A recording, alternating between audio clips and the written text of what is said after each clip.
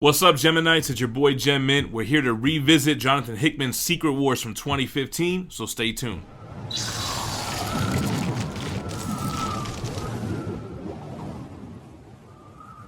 Alright guys, I've decided to read Secret Wars because I just got done reading an Ultimate Omnibus read-through. We went through the entire Ultimate Spider-Man, we did the Ultimates, we did Death of Ultimate Spider-Man, then we did the Miles Morales. And Miles Morales ends with an incursion panel talking about next is Secret Wars. Having read the Jonathan Hickman Avengers Omnibus Volume 1 and 2, where all the incursions happen, I was like, oh shit, that's right. At the end of the Miles Morales Spider-Man book, the regular Marvel Universe and the Ultimate Marvel Universe collide, and Secret Wars was the whole getting rid of all the multiverse and just making one universe again. That being said, I appreciated this read-through more now. I originally read it in single issues as it was coming out, but I hadn't read that Avengers run prior to that. Now that I've read that Avengers run, now that I've read more of the Ultimate Universe, it paid off more to read Secret Wars, because what happens here is that this is the final incursion. These two universes, the Earths, are going to collide with each other, and everything's going to be done. The Avengers couldn't save anything. The Illuminati couldn't save anything, and it's really interesting what happens here. So in the first issue, you get a war between the Ultimates and the Avengers, the Ultimate Universe and the Marvel Universe, because at the end of the day, we couldn't save each other. We got to destroy one of those Earths and destroy one of those universes so that this other universe can survive. Well, it doesn't work. They're not able to do it, and Earths collide. Now, what we find out, which was hard for me to grasp the first read-through, but now I think I have a better idea of what happened. Dr. Doom was doing his own mission to figure out how to save everything with Doctor Strange. So they find out that the Beyonders are responsible for this. The Beyonders have placed a Molecule Man in each one of the universes as a time bomb. And what they end up doing is snatching up a bunch of Molecule Men's for a huge super bomb that they run up on the Beyonders, and they destroy the Beyonders with this Molecule Man super bomb. Now, with this vacuum of power, Doctor Strange or Dr. Doom can kind of become a god and fix as much as they can. At the end of the day, Doctor Strange doesn't have the balls, but Dr. Doom does. Dr. Doom becomes a god, and he creates Battle World with fragments of all these other universes. During this time, we know that Reed Richards creates a life raft with the Future Foundation, and they're able to save a handful of people. Miles Morales ends up stowing away on there with Reed Richards and with Invisible Woman, who unfortunately get kind of sucked out of the life raft. So Sue, the kids, they all get sucked out. So 8 years goes by, and we're on this battle world where Doom is God, and he lives amongst mortal men.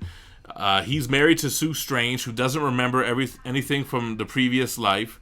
Doctor Strange is his right-hand man. It's like this whole kind of Elseworlds thing.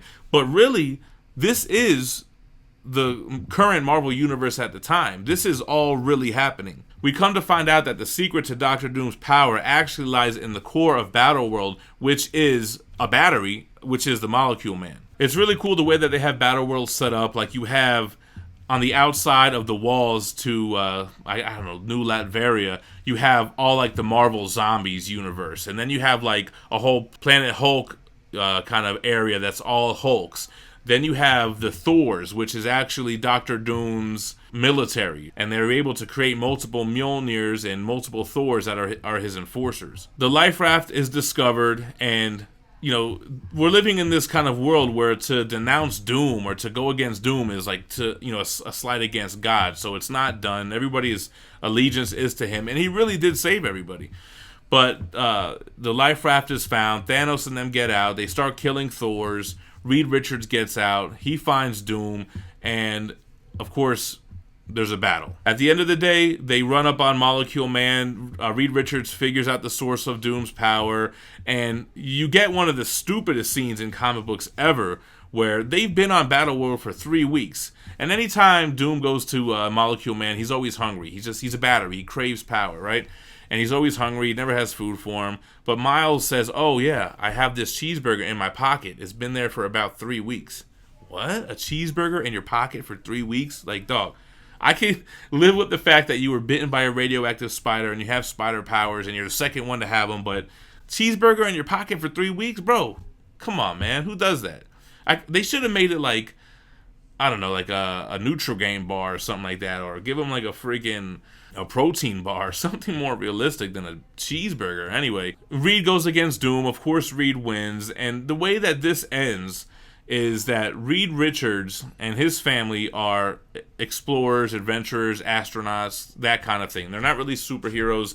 And they're using Molecule Man. They're separating him again. And with the help of Franklin Richards, they're creating new universes. And that's where this ends, which is kind of odd because the whole point was to kind of consolidate like Crisis on Infinite Earth style to make one Marvel 616, but they're out there creating other universes, and the Fantastic Four disappeared for about 4 years. They just recently come back into comics because of, Disney getting the rights back to them for the movies.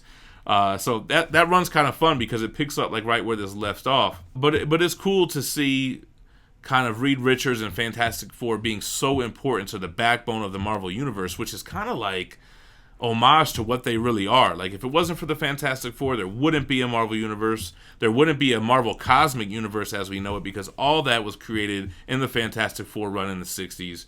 And it was kind of a nice sending off for them and a nice way to end this book. I know I'm forgetting a ton of stuff, but that's what resonated with me after reading this book. You had great covers by Alex Ross. I mean, always a treat to get that. There are some other cool things in this run, like the Thing is the actual wall that separates Latveria from the Shield, where it has like these zombies and the Annihilation Wave is down there and the Ultrons are down there and like all these kind of bad things outside the barriers of civilization. You have some cool stuff with Mr. Sinister, kind of has a little section of Battle World, and his interactions are very cool, and everybody bows down to Doom, and it was rightfully so. Like, he really did save everything he could save. He created this world out of fragments of other world to try to do the right thing, but he's very power hungry and he's Doom, so it didn't really work out for him. So I definitely appreciated this much more after reading Avengers by Hickman.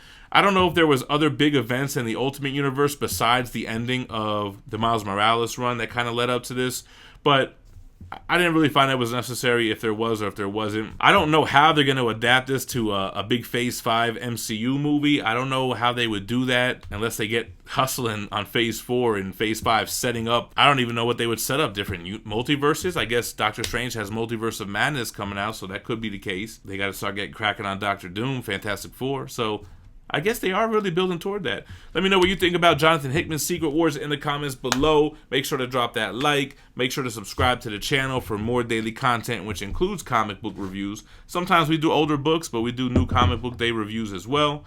And single issue breakdowns on hot issues where we could talk spoilers.